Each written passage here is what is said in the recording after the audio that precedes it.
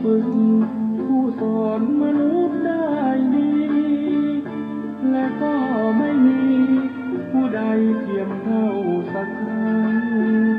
ข้อเจ็ดศรัทธาเทวมนุษย์สานังศาสดาสอนฟังมนุษย์และเทวดาพุทโธ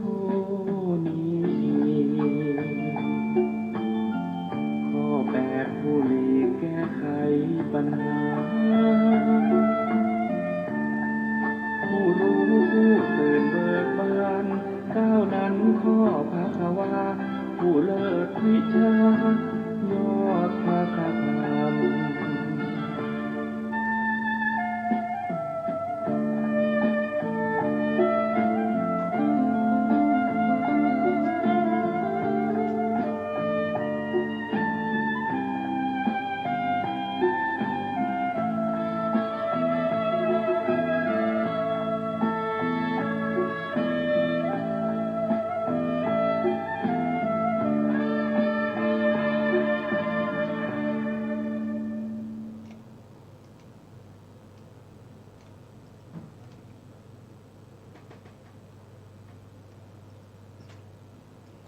พุทธังสรณังคัจฉามิธัมมังสรณัง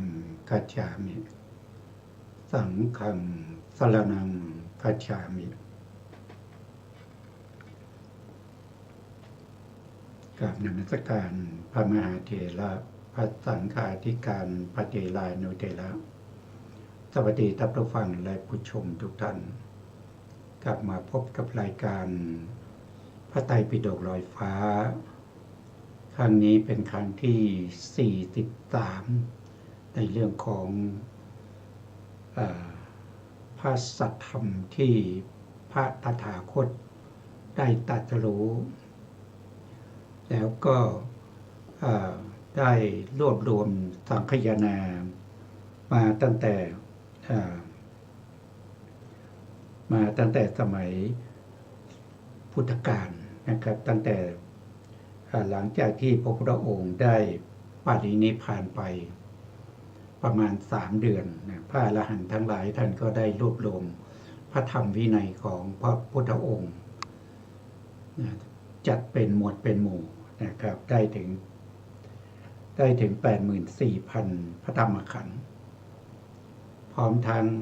คำสังคายนาอัตถกถาของพระไตรปิฎก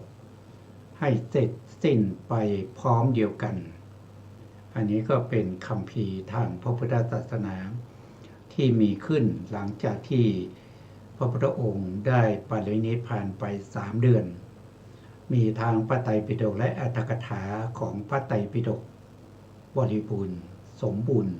ตั้งแต่บัดนั้นเป็นต้นมาพวกเราชาวพุทธที่เป็นนิกายเถรวาทก็ยึดถือเอาคำตั้งตอนของพระสัมมาสัมพุทธเจ้าที่ได้ทำสังคายนาครั้งแรกมาจนถึงทุกวันนี้นะไม่มีการเปลี่ยนแปลงแก้ไขไม่มีการเพิ่มเติมหรือดัดแปลงให้เข้ากับคนในยุคสมัยปัจจุบันหรือไม่ใช่ธรรมะที่มีการประยุกต์เพื่อให้เอาใจปุถุชนแต่เราจะศึกษาพระธรรมคำตัดสอนของพระเจ้าตรงไปตรงมาอันนี้ก็เป็นปณิธานเป็นข้อประพฤติปฏิบัติที่เราตั้งใจไว้ตั้งแต่ต้นนะครับส่วนการศึกษาเล่าเรียนที่เป็นไปนะครับที่ถูกต้องชัดเจนนั้นก็เป็นคำสั่งสอนของพระเจ้าแต่บางครั้งบางทีผู้ดำเนินรายการสติปัญญายังน้อยอยู่นะยังน้อยอยู่บางครั้งอาจจะพูดผิดพูดพลาดไปนะครับอันนั้นก็ต้องขออภัยแล้วก็เป็นของผู้ดำเนินรายการนะครับ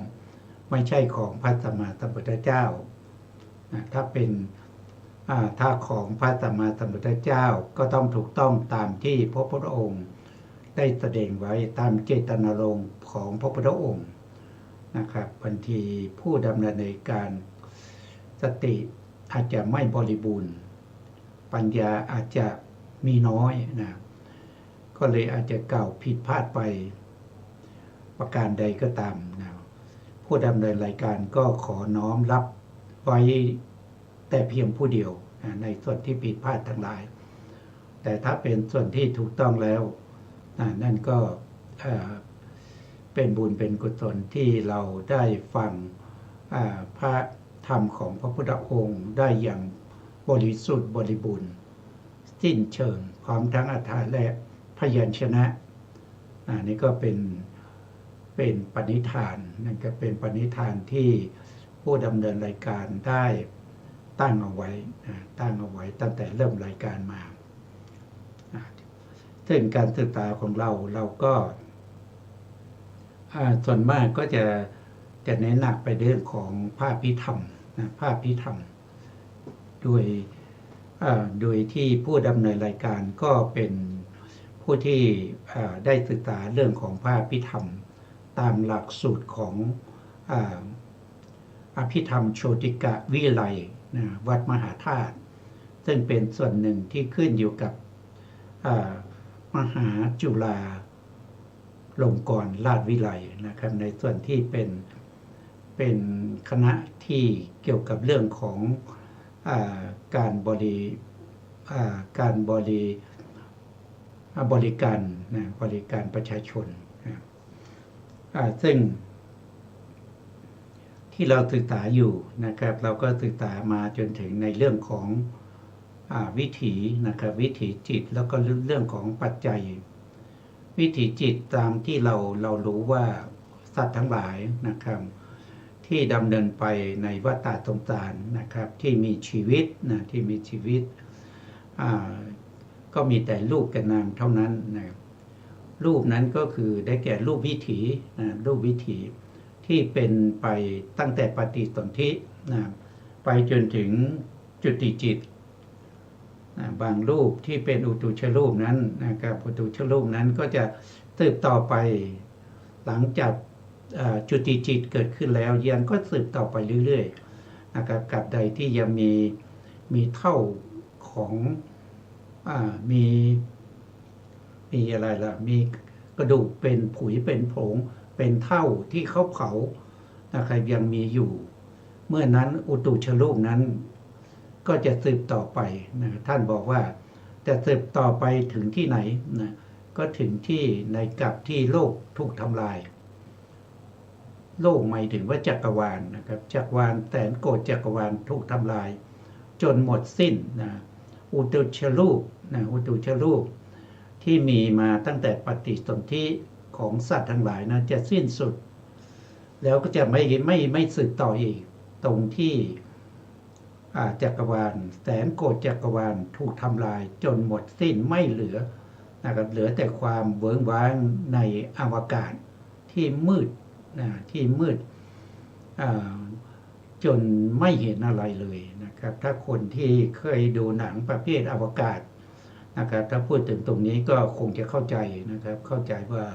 ความเวิ้งว้างมันเป็นอย่างไรนะเพื่อไม่ให้เสียเวลานะครับเราก็จะไปต่อจากครั้งที่แล้วครั้งที่แล้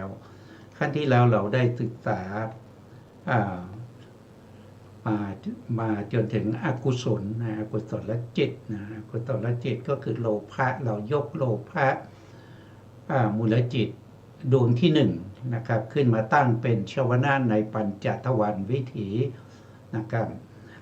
เราก่อนที่เราจะไปต่อตรงนั้นนะครับก็ขอสรุปในส่วนที่เป็นปัญจทวารที่เป็นกุศลชวนะนะครับเราศึกษาจบไปแล้วนะแต่ยังไม่ได้สรุปนะเพราะฉะนั้นก็มาสรุปส่วนที่สำคัญอีกนิดหนึ่งนะก่อนที่เราจะไปต่อในเรื่องของโลภะชวนะนะครับในการสรุปท่านก็บอกว่าปัญจทวารวิถีนะที่เป็นกุศลชวนะ แล้วก็ที่เป็นอติมหาตาลมอติมหาตาลมเนี่ยแปลว่าอารมณ์ที่ดียิ่งนะครับเป็นอารมณ์ที่เป็นอารมณ์ที่มีกำลังมากนะครับเป็นประเภทเป็นอธิปดีอารมณ์หรือเป็นอธิปดีอารมณ์หรือเป็นประเภทที่เป็นอานันตลูอานันตเป็นเขาเรียกอะไรเดี๋ยวโทษทีนะเนี่ยสติปัญญาเริ่มไม่ค่อยจะเสถียรแล้วนะครับอานันตรูปะนิสยปัจจัยนะครับเป็นปัจจัยที่เป็นส่วนหนึ่งของอุปาณิสยปัจจัยนะในอุปาณิสยปัจจัยมี3ปัจจัยด้วยกันหนึ่งก็คืออารัมมณูปาณิสยปัจจัย2ก็คืออานันตรูปาณิสยปัจจัยอันที่3ก็คือปกตูปาณิสยปัจจัยแต่ถ้าเป็นอติมหันตาลมเนี่ยก็จะอยู่ในอารัมมณูปาณิสยปัจจัยก็จะมีถ้าเป็นอารมณ์ที่ดียิ่งนะที่เป็นอติมหันตาลมเนี่ยก็จะมีอยู่2ปัจจัยด้วยกันหนึ่งก็คือที่มาจากอารัมมณปัจจัยนั่นเรียกว่าเป็นอานันโทษทีที่มาจากอาธิปติปัจจัยนะก็เป็นอารัมมณาธิปติปัจจัยนะอันนี้ก็มี2นะครับมี2แต่2อย่างนั้นจะเข้าถึงความเป็นอธิปดีของจิตที่เป็นปัจจุบันนั้นนะครับจิตนั้นจะต้องเป็นโลภะมูลจิตประเภทที่เป็นสมนัตนะโลภะมูลจิตประเภทที่เป็นสมนัตมีเวทนาเป็นสมนัตถึงจะเข้าถึงอธิปดีอารมณ์แล้วก็อารัมมณูปาณิสยปัจจัยได้นะครับถ้าเป็นมหากุศลเนี่ยเขาเข้าไม่ได้ทำไมมหากุศลจึงไม่ยึดเอารูปารมณ์ที่เป็นอติมหันตารมณ์มาเป็นอธิปดีอารมณ์มาเป็นอารัมมณูปาณิสยปัจจัยก็เพราะว่ามหากุศลเนี่ยเขาเป็นจิตที่ฉลาดนะเป็นจิตที่ฉลาดเขาจะไม่ยึดเอารูปมาเป็นอธิปดีอารมณ์นะรูปจะเป็นอธิปดีอารมณ์ให้แก่มหากุศลไม่ได้เพราะโดยธรรมชาติของกุศลจะไม่เห็นรูปนะครับซึ่งเป็นอสุภะนะธรรมชาติของรูปมันเป็นอสุภะนะถึงมันจะดีแค่ไหนมันก็เป็นอสุภะเพราะนั้นจิตที่ฉลาดคือมหากุศลนะครับหรือมหากิริยาไม่ต้องพูดถึงเพราะเป็นจิตของพระอรหันต์ไม่ยึดถือเป็นอธิปดีอารมณ์แน่นอนอยู่แล้วแต่มหากุศลเนี่ยทั้งของปุถุชนนะทั้งของพระเสกขาบุคคลก็จะไม่ยึดเอารูปใดๆนะครับไม่ว่าจะเป็นสีรูปารมณ์เป็นสีนะครับสัทธารมณ์เป็นเสียงคันธารมณ์เป็นกลิ่นรัสสารมณ์เป็นรสโผฏฐัพพารมณ์เป็นการถูกต้องสัมผัสพวกนี้มาเป็นอธิปดีอารมณ์เขาไม่ยึดถือเขาไม่เอามาเป็นอธิปดีอารมณ์แน่นอนโดยธรรมชาติของกุศลจิตอันนี้เราก็ต้องเข้าใจนะครับความแตกต่างของปัญจทวารวิถีที่เป็นกุศลชวนะจะไม่ยึดถือรูปใดๆก็ตามมาเป็นอติมหันตารมณ์แล้วก็ได้อธิปดีอารมณ์ที่เป็นอารัมมณาธิปติหรือว่าได้อุปาณิสยปัจจัยที่เป็นอารัมมณูปาณิสยปัจจัยนี่ต้องเข้าใจนะท่านบอกว่าในวิถีที่เป็นปัญจทวารวิถีที่เป็นตรงนี้ที่เป็นกุศลนะที่เป็นกุศลที่เราผ่านมาที่เราศึกษาผ่านมาแล้วนะครับมีจิตตขณะถึง7ขณะคำว่าจิตตขณะก็คือจิตที่ขึ้นวิถีนะครับจิตที่ขึ้นวิถีก็คืออะไรก็คือ1ก็คือปัญจทวาราวชนจิตนะครับ สองก็คือทวิปัญจวิญญาณจิตไม่ว่าจะเป็นจักขูวิญญาณโสตวิญญาณฆานะวิญญาณชิวหาวิญญาณกายวิญญาณที่เกิดตรงนี้นะครับก็นับเข้าในจิตตขณะนะและสามก็คือสัมปติชนะนะสัมปติชนะจิตนะครับเป็นจิตที่รับอารมณ์ต่อจากทวิปัญจวิญญาณจิต10นะครับแล้วก็สันติรณจิตนะอันนี้ได้เท่าไหร่แล้วได้4แล้วนะครับ1คือปัญจทวราวจนะจิต2คือ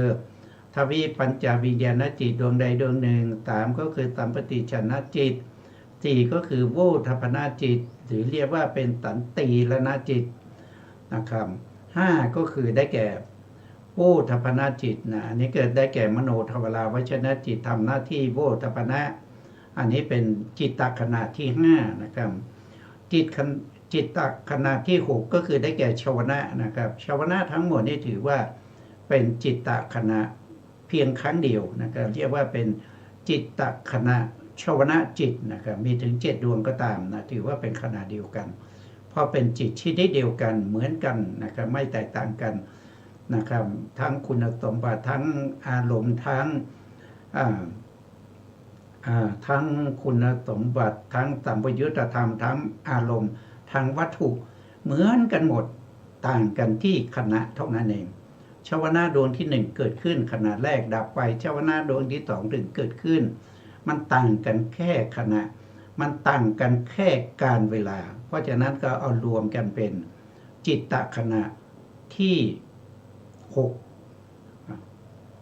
จิตตขณะที่6นะครับ1คือปัญจทวราวจนะจิต2คือทวิปัญจวิญญาณจิต3คือสัมปติชนะจิต4คือสันติรณจิต5คือโวทัพนาจิต6คือชวนะนะชวนะอันนี้เป็นจิตตขณะที่6คือชวนะทั้งหลายต่อไปจิตตขณะที่7ก็คือตถาลัมมณจิต2ดวงนี้เป็นจิตตขณะ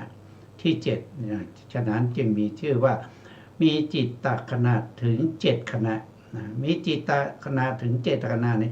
มาจากไหนมาจากอารมณ์นะเพราะอารมณ์เขาเป็นอารมณ์ที่เป็นอติอิทธะอติอิทธะ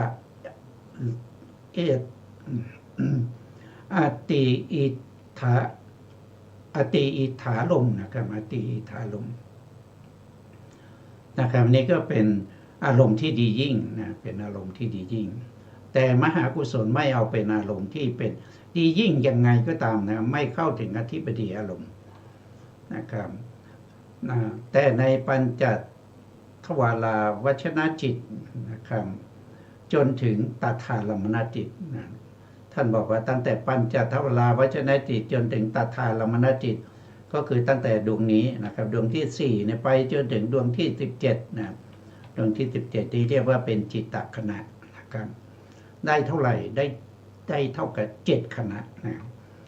ท่านบอกว่าได้อำนาจปัจจัยรวมดังนี้นะได้อำนาจปัจจัยรวมดังนี้นะคือปัญจทวาราวจนะจิตนะดวงนี้นะครับที่เกิดขึ้นในอาศัยอำนาจปัจจัยที่เป็น40ที่เป็นประเภทพิสดาร47ปัจจัยนะเขาได้ถึง27ปัจจัยนะ27ปัจจัยใน27ปัจจัยนี้ก็จัดเป็นชาติได้5ชาติ5ชาติก็คือได้แก่1ก็คือสหชาติชาตินะ2ก็อารัมมณชาติ3ก็คืออนันตรชาติ4ก็คือปุเรชาตชาติ5ก็คือปกตูปนิสยชาตินะได้มา5ชาตินะปัญจทวาราวจนะจิตที่ทำหน้าที่วจนะตูปารมณ์นะครับได้ชาติ5ชาติรวมปัจจัยได้ถึง27ปัจจัยนะได้ถึง27ปัจจัยต่อมาจิตดวงที่2นะครับอันนี้เราสรุปเพราะเราเรียนมาแล้วว่ามันมีปัจจัยอะไรบ้างนี้เราเรียนมาแล้วจิตดวงที่2ได้แก่ทวิปัญจวิญญาณจิต10ดวงใดดวงหนึ่งที่เกิดตรงนี้แต่ในวิถีที่เราเรียนมาเนี่ยเราสมมุติว่าเป็นจักขุวิญญาณนะก็คือจักขุวิญญาณตรงนี้นะจักขุวิญญาณตรงนี้จักขุวิญญาณนะครับ จักขูวิญญาณได้อำนาจปัจจัยอยู่ถึง27ปัจจัยนะครับเหมือนกันกับทวีปัญจวิญญาณจิตนะครับได้ชาติมา6ชาตินะได้ชาติมา6ชาติมากกว่าปัญจทวาราวชนะจิตไป1ชาตินะที่มากกว่านั้นคืออะไรนะที่มากกว่านั้นก็คือนานัคคณิกะกรรมชาตินะครับซึ่งเป็นชาติที่6ถ้านับก็คือ1ก็คือตาชาตชาติ2ก็คืออารามณชาติ3ก็คืออนันตรชาติ4ก็คือปุเรชาตชาติ5ก็ปากตูปานิทยชาติ6ก็คือนานัคคณิกะกรรมชาติชาติทั้งหมดเนี่ยมันมีอยู่9ชาตินะทีนี้เราได้มาแล้วในจักขูวิญญาณจิตเนี่ยมาถึง6ชาติด้วยกันเพราะฉะนั้นก็จะเหลืออยู่3ชาตินะ3ชาตินั้นก็คือ1ก็คือปัจฉาชาตชาติ2ก็คือได้แก่รูปชีวิตินทริยชาติ3ก็คือได้แก่รูปอาหารราชาตินี่ก็ที่เราเรียนผ่านมาแล้วนะต่อไปในจิตดวงที่3นะจิตดวงที่3ก็คือได้แก่สัมปติชนะจิตนะซึ่งเป็นจิตตะขนาดที่3ได้รับปัจจัยมากนะครับได้ถึง29ปัจจัยด้วยกันนะ29ปัจจัยว่าโดยชาติก็ได้6ชาตินะว่าโดยชาติก็ได้6ชาตินะครับ6ชาติก็เหมือนกับจักขูวิญญาณนะจักขูวิญญาณนะครับเพิ่มมา1ชาตินั่นก็คือนานัคคณิกะกรรมชาตินะครับได้มา29ปัจจัยนะครับต่อไปจิตตขนาดที่4นะครับก็คือได้แก่สัมปติชนะสัมปติชนะจิตตรงนี้ทำหน้าที่สัมปติชนะกิจคือไต่สวนอารมณ์ที่รับมาจากสัมปติชนะจิตนะครับเป็นจิตตขนาดที่4นะครับได้อำนาจปัจจัย29ปัจจัยนะ29ปัจจัยรวมชาติแล้วก็ได้6ชาตินะได้6ชาติ6ชาติก็คือได้แก่อะไรนะก็คือได้แก่ตาชาตชาติอารามณชาติอนันตรชาติปุเรชาตชาติ5ก็คือได้แก่อะไร5ก็คือได้แก่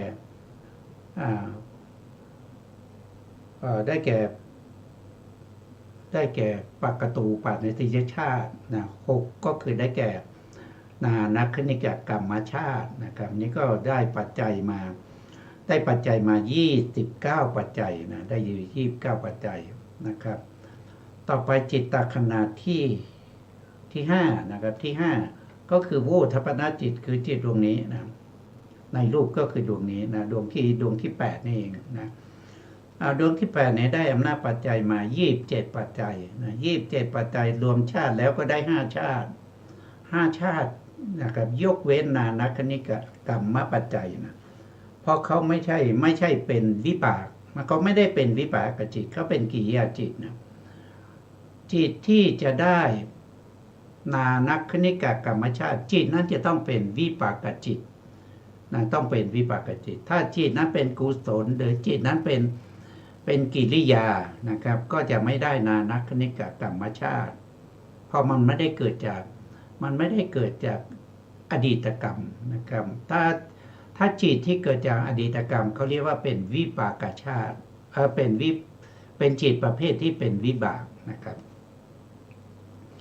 โวทัปปนาจิตนี้เป็นกิริยาจิตนะครับที่เขาเรียกว่าเป็น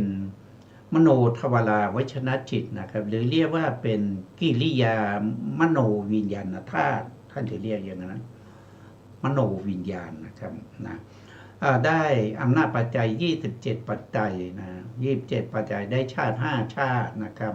ก็เว้นนานัคคณิกะกรรมชาติไปนะต่อไปก็เป็นชวนะเป็นจิตตขณะที่6นะครับก็เป็นชวนะตรงนี้ท่านบอกว่าเป็นชวนะดวงที่1นะครับก็คือดวงนี้นะก็คือดวงนี้นะครับได้อำนาจปัจจัย29ปัจจัยนะได้29ปัจจัยว่าโดยชาติก็ได้5ชาตินะครับได้5ชาตินะครับที่เพิ่มขึ้นมานั้นก็ที่เพิ่มขึ้นมา ได้ถึง29ปัจจัยนะครับ29ปัจจัยก็เหมือนกับสัมปติชนะแต่สัมปติชนะนี่เขาจะมีเขาจะมีอะไรล่ะเขาจะมีนานัคคณิกะกรรมชาติแต่ถ้าเป็นกุศลชวนาดวงที่1เนี่ยเขาไม่มีนานัคคณิกะกรรมชาตินะครับแต่เขาได้ปัจจัย29ปัจจัยเหมือนกันกับสัมปติชนะจิตนะครับส่วนรายละเอียดถ้าสงสัยก็กลับไปทวนที่เราศึกษากันมานะครับถ้าเป็นชวนาดวงที่2นะชวนาดวงที่2ก็คือดวงที่ถัดมาจากดวงที่1ก็คือดวงที่10นะครับชวนาดวงที่1ได้แก่ดวงที่9นะครับในดวงที่10ก็จะเป็นชวนาดวงที่2ชวนาดวงที่2เนี่ยได้อำนาจปัจจัยถึง30ปัจจัยนะมากกว่าชวนาดวงที่1นะครับไป1ปัจจัยนะไป1ปัจจัยคือปัจจัยอะไรก็คืออาติวนาปัจจัยนะได้อาติวนาปัจจัยมา1ปัจจัยอาติวนาปัจจัยอยู่ในอนันตรชาตินะอนันตรชาติได้5ชาติเหมือนกันนะได้5ชาติเหมือนกันไม่มีนานัคคณิกะกรรมชาตินะ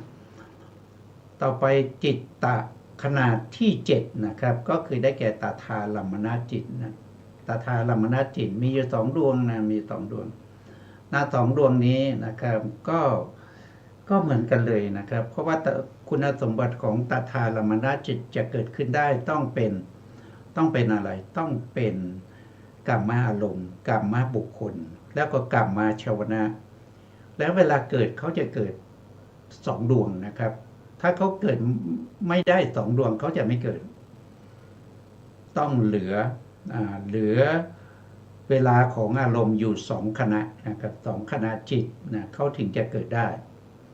เพราะว่าอารมณ์ที่เกิดขึ้นมาเป็นรูปอารมณ์ที่เราสมมตินะเพราะฉะนั้นรูปอารมณ์มันเป็นรูปประเภทที่เป็นเขาเรียกว่าเป็นรูปที่เป็นนิพพานรูปนะเป็นรูปที่เป็นนิพพานรูปนะเพราะฉะนั้นนิพพานรูปจะมีอายุเท่ากับ17ขณะของจิตนะตั้งแต่จิตดวงที่1ที่เขากระทบกับจักขุประสาทถ้าว่าโดยจิตก็จิตผ่านไป1ขณะก็เรียกว่าเป็นตถาลัมมณจิตนะครับก็คือดวงนี้เขาเกิดขึ้นตรงนี้นะครับแล้วก็ตั้งอยู่เท่ากับ17ขณะก็มาดับลงตรงที่ตถาลัมมณดวงที่2นะครับทีนี้ตถาลัมมณนะครับเขาบอกว่าได้6ชาตินะ6ชาติก็เพิ่มอะไรมาก็เพิ่มนานัคคณิกะกรรมชาติเข้ามานะครับได้อำนาจปัจจัย30ปัจจัยนะเท่ากับกุศลชวนาดวงที่2นะครับเท่ากับกุศลชวนาดวงที่2แต่ไม่เหมือนกันนะครับไม่เหมือนกันตัวรายละเอียดของปัจจัยไม่เหมือนกันตถาลัมมณจิตเนี่ยเขาได้นานัคคณิกะกรรมปัจจัยมา1ปัจจัยนะได้30แต่ถ้าเป็นกุศลชวนะดวงที่2เนี่ยเขาได้อาเสวนปัจจัยมา1ปัจจัยก็เป็น30นะครับมันไม่เหมือนกันนะไม่เหมือนกันต้องไปดูรายละเอียดที่เราศึกษากันมานะครับสุดท้ายนะเขาถามนะครับเขาถามว่าภวังคจิตล่ะภวังคจิตได้อำนาจปัจจัยเท่าไหร่นะภวังคจิตนะตรงนี้นะครับก่อนที่จะหรือว่าตั้งแต่อาทิตภวังนะภวังคัจจารณะภวังคู่ปเจทะนะครับหรือว่าภวังหลังๆเนี่ยภวังพวกนี้นะครับได้อำนาจปัจจัยเท่าไหร่ก็ได้อำนาจปัจจัย30ปัจจัยนะเหมือนกันกับอะไรก็เหมือนกันกับตถาลัมมณนะตถาลัมมณเพราะตถาลัมมณนี่เป็นจริงๆตัวเขาเนี่ยเป็นวิปากจิตนะเขาเป็นวิปากจิตนะมีอยู่11ดวงนะตถาเนี่ยก็จะมีตั้งแต่ตถาลัมมณอกุศลวิบาก1ดวงตถาลัมมณกุศล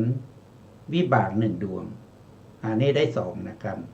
แล้วก็ส่วนที่เป็นมหาวิบากอีก8ดวงนะมหาวิบากอีก8ดวงเนี่ยเป็น มาทำหน้าที่ตถาลัมมนะได้นะครับเวลาเขามาทำหน้าที่เนี่ยเขาจะเปลี่ยนชื่อเป็นตถาลัมมนะ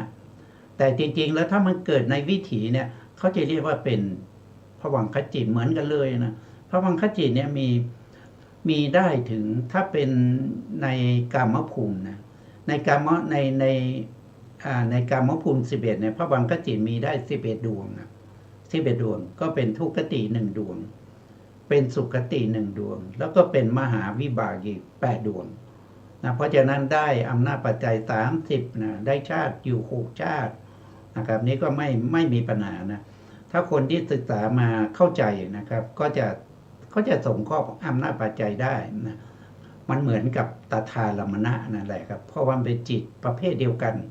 นะเป็นจิตประเภทเดียวกันอันนี้เราก็สรุปแล้วนะครับ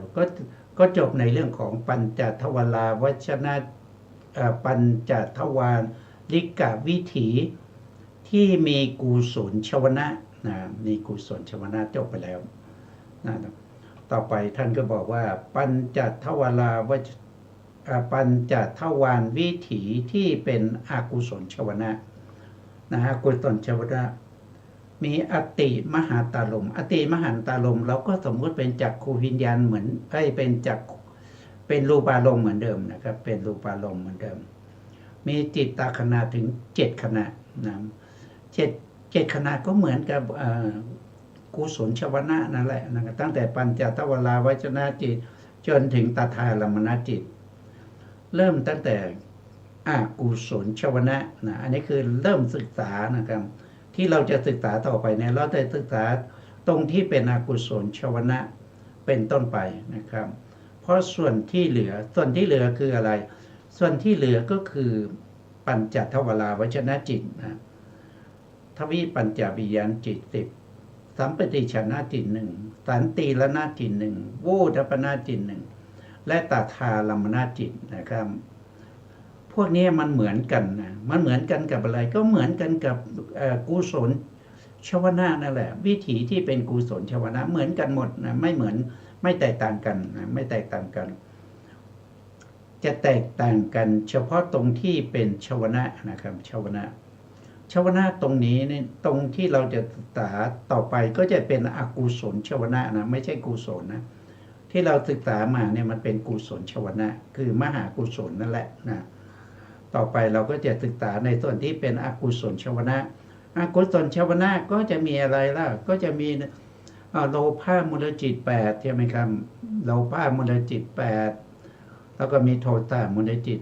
2แล้วก็มีโมหะมูลจิต2นะครับแต่ทั้งหมดเนี่ยมีอยู่ทั้งหมด12ดวงแต่เราไม่ได้ส่งข้อปัจจัยให้ครบ12ดวงนะครับ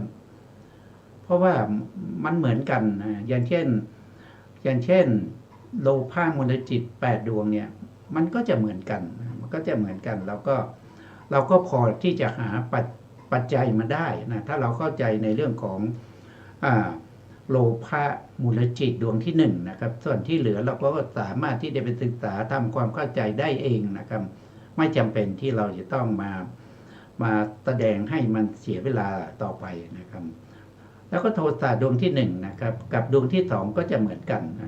นะโมหะก็เช่นเดียวกันนะครับเพราะฉะนั้นเราก็ต้องเว้นในส่วนที่มันซ้ำๆกันไปนะครับเอาเฉพาะในส่วนที่มันแตกต่างกันนะครับแตกต่างความจริงแล้วความแตกต่างของอำนาจปัจจัยมันก็ไม่แตกต่างกันมากนะครับบางทีก็แตกต่างกันแค่อำนาจปัจจัยเดียวบางทีก็แตกต่างกันในเรื่องของชาตินะครับในเรื่องของชาติแค่นั้นเองไม่มีอะไรนะไม่มีอะไรคำว่าไม่มีอะไรเนี่ยมันจริงๆแล้วพูดไม่ได้นะพูดไม่ได้เพราะว่าอำนาจปัจจัยเนี่ยนะครับเป็นมหาประธานเนี่ยเป็นคำภีร์ที่พระสัมมาสัมพุทธเจ้าทรงพิจารณาคือทรงพิจารณาทรงเสพนะครับในสัปดาห์ที่4หลังจากที่พระองค์ได้ตรัสรู้เสวยวิมุตติสุขอยู่ณโพธิบัลลังก์นะครับสัปดาห์ที่7เนี่ยท่านจะพิจารณาในเรื่องของอภิธรรม7คำภีร์นะครับพอมาถึงมหาประธานเนี่ยนะที่เรานำมาศึกษากันเนี่ยมันนิดเดียวนะ นะเมื่อพระองค์ได้พิจารณาถึงมหาประธานนะครับซึ่งเป็นคัมภีร์ที่เหมาะสมกับพระปัญญาของพระสัมมาสัมพุทธเจ้านะทำให้พระรัศมีมันสร้างออกมาจากพระวรกายนะครับเขาเรียกว่าเป็นฉัพพรรณรัศสีนะครับ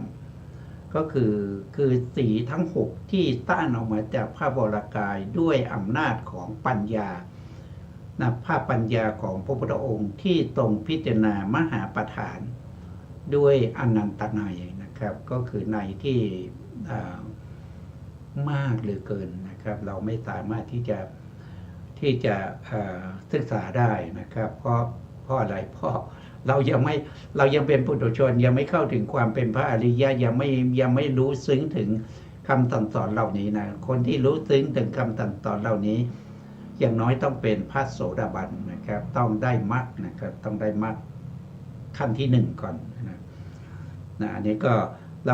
ราก็ศึกษาไปเพื่อเป็นบุญเป็นบารมีเป็นวาสนาที่เราจะได้มรรคได้ผลต่อไปนะครับอันนี้เราก็ไม่ว่ากันนะไม่ว่ากันแล้วแต่ละท่านนะครับแต่ละท่านจ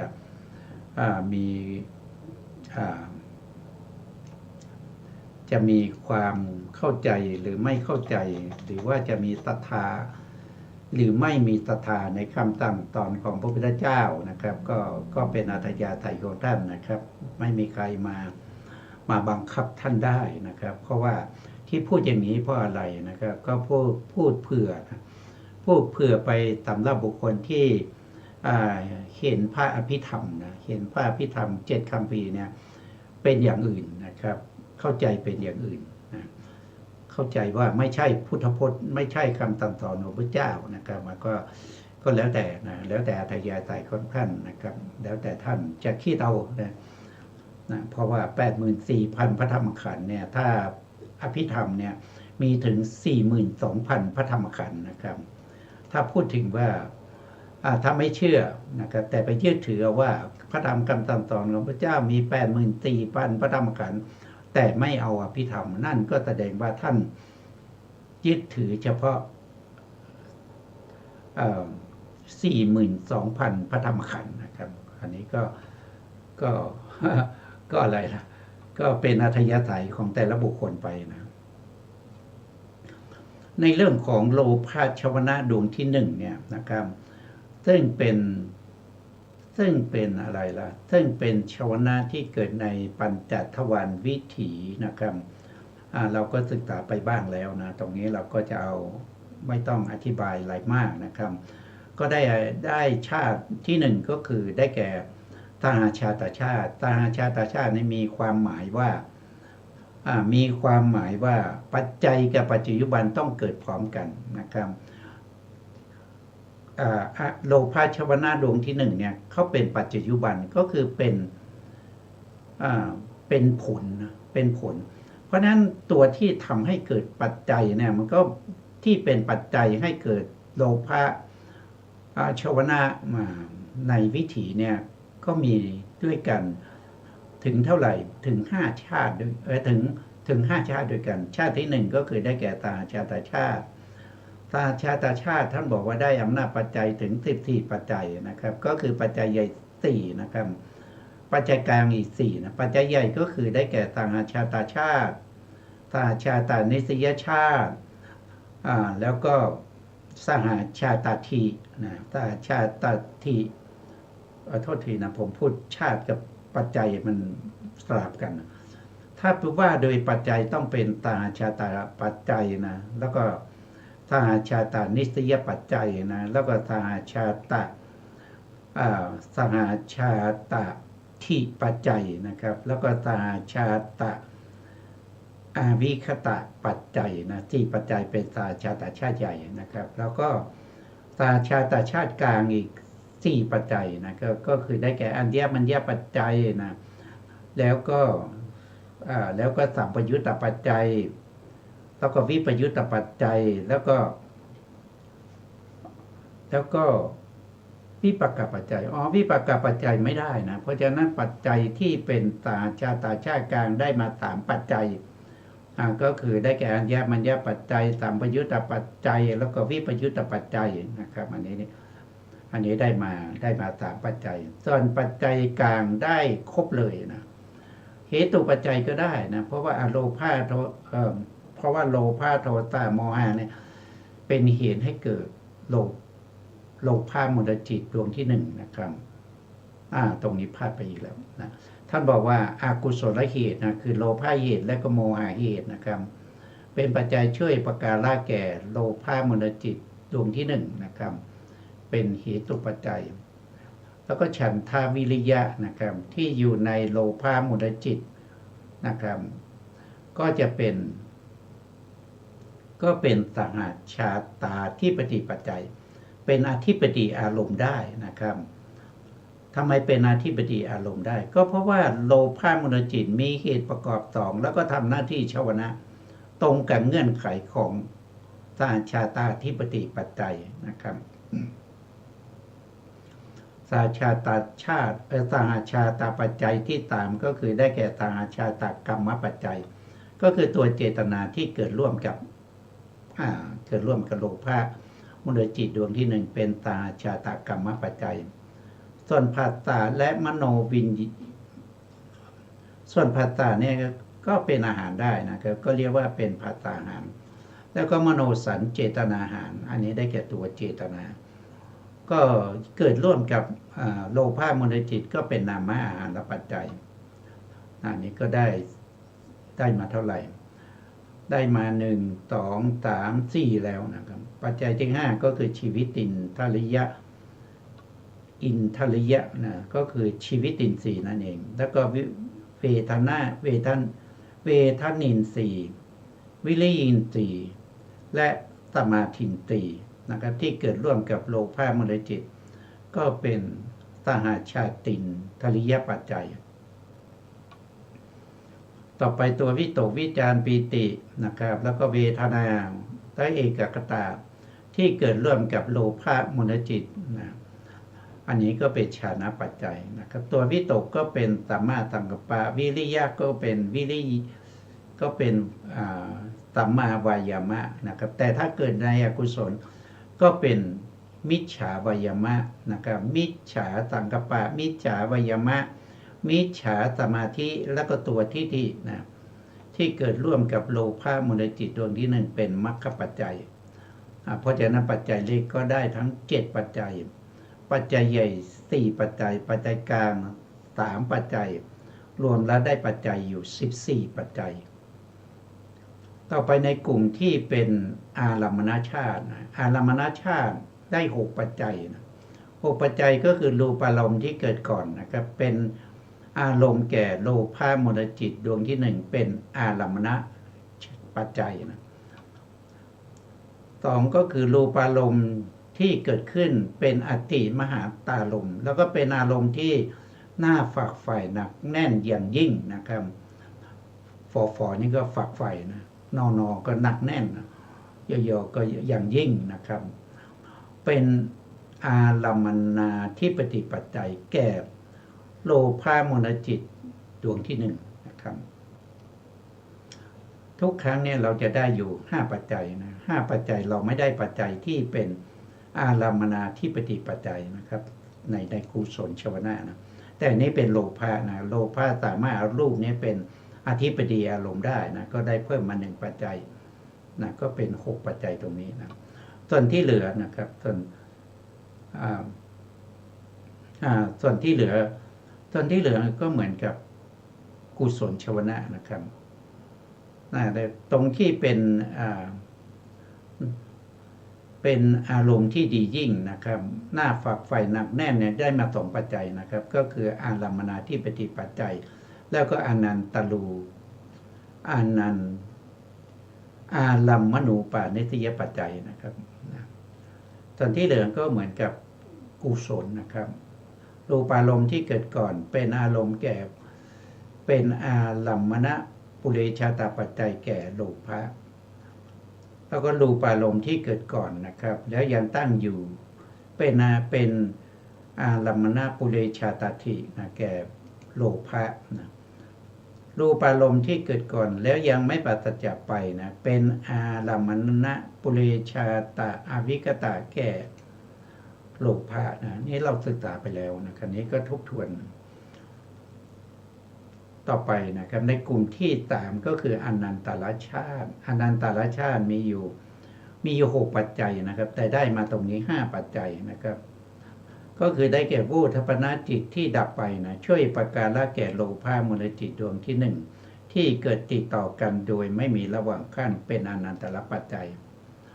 ปัจจัยที่2ก็คือวูทัปนะจิตที่ดับไปช่วยประการละแก่โลภะมูลจิตดวงที่1นะครับที่เกิดติดต่อกันโดยไม่มีระหว่างขั้นเรียกว่าเป็นสมนันตรปัจจัยสมนันตรปัจจัยนะครับต่อไปปัจจัยที่3ก็คือโว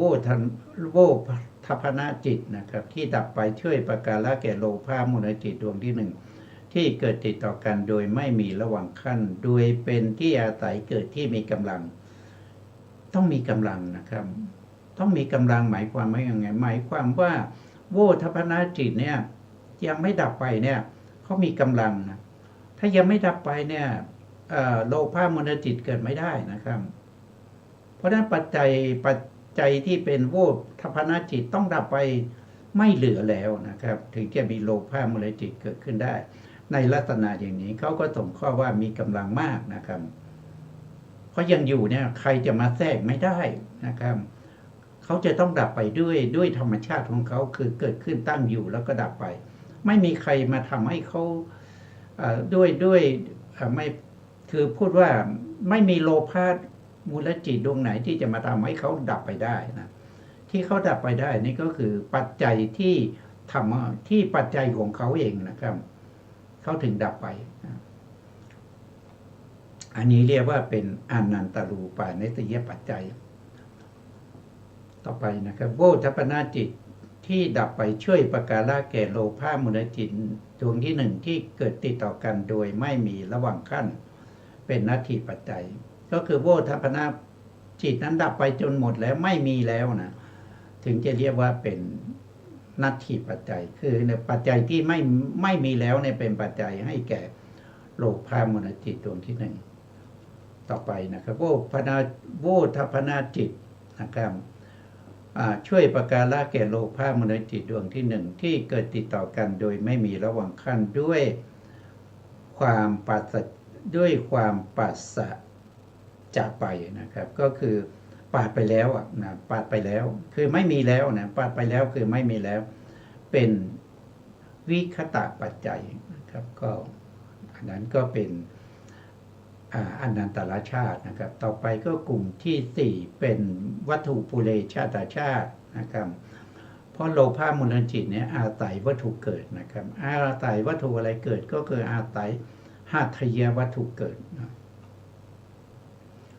ได้อำนาจปัจจัยอยู่5ปัจจัยนะครับได้อำนาจอยู่ปัจจัย5ปัจจัยจริงๆมี6ปัจจัยนะครับแต่ได้มาแค่5ปัจจัยปัจจัยที่ไม่ได้ก็คือปุเรชาตินทริยปัจจัยนะครับเป็นวัตถุด้วยเป็นอินทรีย์ด้วยนะครับข้อนั้นไม่ได้นะครับเพราะว่าหาทยวัตถุไม่ได้เป็นอินทรีย์นะไม่ได้เป็นอินทรีย์นะอินทรีย์ก็จะมีจักขุนทรีย์โสตินทรีย์คานินทรีย์เชวินทรีย์กายินทรีย์นะครับแล้วก็มนินทรีย์หาทยวัตถุไม่ใช่อินทรีย์เพราะฉะนั้นไม่ได้ปัจจัยที่เป็นวัตถุปุเรชาตินทริยปัจจัยนะครับได้มา5ปัจจัยก็คือหาทยวัตถุที่เป็นที่อาศัยเกิดของโลภะนะอันนี้ได้อำนาจปัจจัยที่ชื่อว่าวัตถุปุเรชาตานิสยปัจจัยก็คือเป็นวัตถุด้วยเกิดก่อนด้วยแล้วก็เป็นที่อาศัยเกิดของโลภะมูลจิตดวงที่1ด้วยนะต่อไปข้อต่อไปนะครับหาทยวัตถุเป็นที่อาศัยเกิดของโลภะมูลจิตด้วยอำนาจของวัตถุปุเรชาตปัจจัยนะครับเป็นวัตถุด้วยแล้วก็เกิดก่อนด้วยนะต่อไปนะครับหาทยวัตถุเป็นที่อาศัยเกิดของโลภะมูลจิตดวงที่1ด้วยอำนาจวัตถุปุเรชาตวิปยุตตปัจจัยนะครับ ก็คือหมายถึงว่าหัตถยวัตถุที่เป็นรูปใช่ไหมครับช่วยประการละแก่โลภะมูลจิตดวงที่หนึ่งแต่ตัวปัจจัยกับโลภะนี่เป็นจิตนะหัตถยวัตถุเป็นรูปเพราะฉะนั้นเขาไม่ประกอบกันนะครับก็เป็นวิปยุตตปัจจัยนะครับก็เป็นวิปยุตตปัจจัยข้อที่9หัตถยวัตถุเป็นที่อาศัยเกิดของโลภะมูลจิตดวงที่หนึ่งด้วยอำนาจปุเรชาตะที่ปัจจัยก็คือหัตถยวัตถุที่เกิดขึ้นแล้วยังตั้งอยู่นะยังตั้งอยู่ถึงเป็นที่อาศัยเกิดของโลภะมูลจิตได้ก็เรียกว่าเป็นวัตถุปุเรชาตะที่นะตัทธิเนี่ยอัตถิเนี่ยคือยังมีอยู่นะต่อไปนะหัตถยวัตถุเป็นที่อาศัยเกิดของโลภะมูลจิตดวงที่หนึ่งนะด้วยอำนาจของวัตถุปุเรชาตะอวิคตาปัจจัยก็คือยังไม่ปัสจักไปนะอวิคตาก็คือยังไม่ปัสจักไปนะในกลุ่มที่5นะในกลุ่มที่5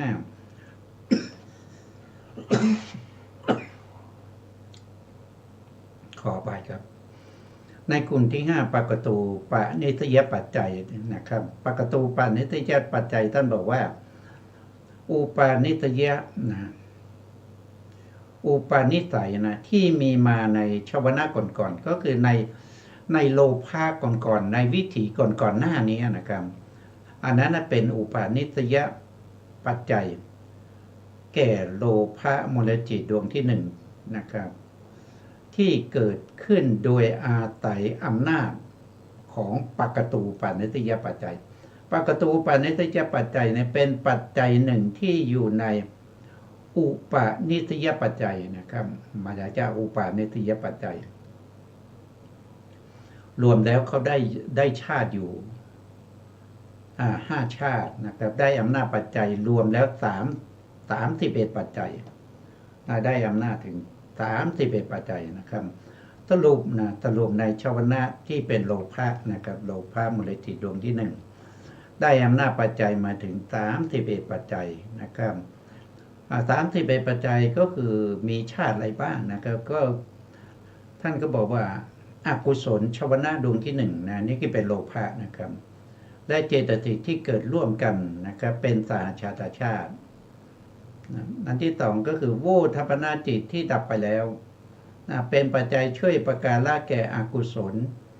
ชวนะจิตดวงที่1ช่วยประการละแก่โลภะนั่นเองเป็นอานันตรชาติแล้วก็รูปารมณ์ที่เกิดขึ้นแล้วยังตั้งอยู่นะครับเป็นอารมณ์ให้แก่อกุศลชวนะดวงที่1ก็คือโลภะมูลจิตดวงที่1เป็นอารมณชาติที่ก็คือหัตถยวัตถุหัตถยวัตถุเป็นที่อาศัยเกิดของอกุศลชวนะดวงที่1เป็นวัตถุปุเรชาตชาตินะครับ5ก็คือมีอุปนิสัยที่เกิดก่อนนะครับเป็นปัจจัยช่วยประการละแก่อกุศลชวนะดวงที่1เป็นปกตูปะนิสยปัจจัยนี่ก็โลภะมูลจิตดวงที่1ก็จบไปนะครับส่วนตรงนี้ท่านบอกว่าส่วนชวนะตรงนี้เป็นอกุศลชวนะนะครับทุกที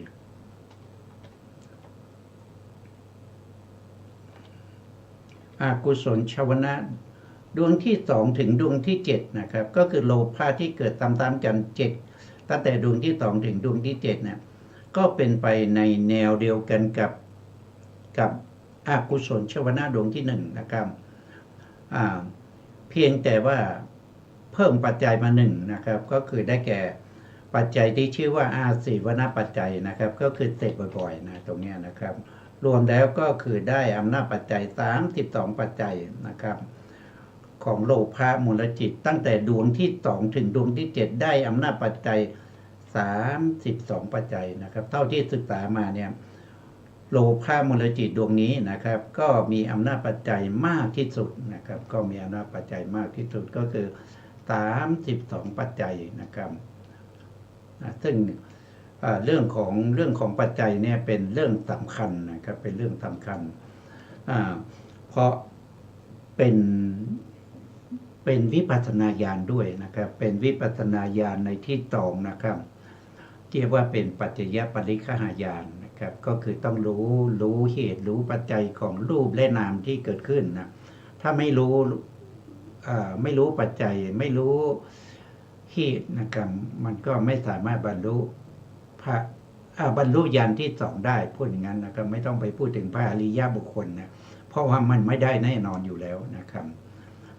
วันนี้เวลาเราก็หมดแล้วนะครับเพราะฉะนั้นเราก็ต้องอำลาจากท่านผู้ฟังไปก่อนหมดเวลาก็คือต้องอำลานะครับสุดท้ายนี้นะครับก็ขอกราบขอบคุณพระครูสมุทรวิสุวัฒน์วรกิจโชผู้อำนวยการสถานีวิทยุเพื่อการศึกษาพระพุทธศาสนาและวัฒนธรรม FM 104.5 เมกะเฮิรตซ์วัดไฟหินจังหวัดเชียงใหม่และขอกราบขอบคุณพระครูปริยัติยานุศาสตร์ขอบคุณท่านผู้ฟังและผู้ชมทุกท่านนะครับที่ให้เกียรติติดตามในรายการพระไตรปิฎกลอยฟ้าพบกันใหม่ในครั้งต่อไปครับวันนี้ลาไปก่อนครับสวัสดีครับ